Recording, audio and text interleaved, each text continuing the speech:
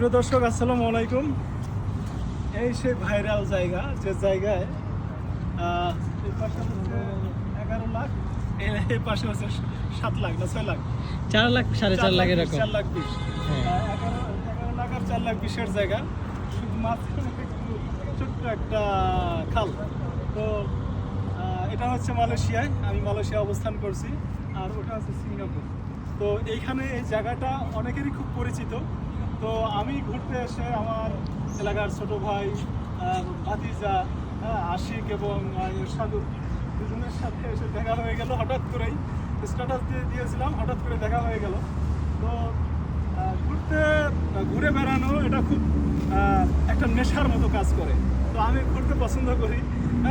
যত বেশি মানুষ ঘোরাফেরা করবে, তত বেশি মানুষের মন ব্রড হবে এবং তত বেশি মানুষ দেশপ্রেমিক হবে। মানুষ যখন দেশের বাহিরে আসে, তখনই দেশের প্রতি যে একটা মায়া, মমতা, ভালোবাসা, সেটা দেশের বাইরে আসলে মানুষ বুঝতে পারে। যখন কোনো দেশ থেকে, গ্রাম থেকে কোনো মানুষ আসে বিদেশে অবস্থানরত যে বাঙালিগুলো রয়েছে, তারা চেনা হোক অচেনা হোক, তাদের দেখলে খুব আপন করে নেয়, তাদের খুব ভালোবাসে, খুব সমাদর করে। তো এই বিষয়টা আমার খুব ভালো লাগলো। যে প্রবাসী যারা বাঙালি আছে, যারা এই মালয়েশিয়া অবস্থান করছে, তাদেরকে অসংখ্য ধন্যবাদ। তারা হচ্ছে দেশের জন্য একটা যোদ্ধা। 1971 সালে যেরকম মুক্তিযোদ্ধারা যুদ্ধ করে দেশ স্বাধীন করেছিল, স্বাধীনতা পরবর্তী যারা দেশের বাইরে এসে কাজ করছে, তারাও ওয়ান টাইপ অফ ফাইটার। তারাও হচ্ছে দেশের যোদ্ধা। তারাও যুদ্ধ করে দেশের জন্য বৈদেশিক মুদ্রা অর্জন করছে এবং দেশকে পরিচালনা করছে। দেশকে তারা অনেক সমৃদ্ধির দিকে এগিয়ে নিয়ে যাচ্ছে। তো এই রেমিটেন্স যোদ্ধা যারা রয়েছে, তাদেরকে স্যালুট।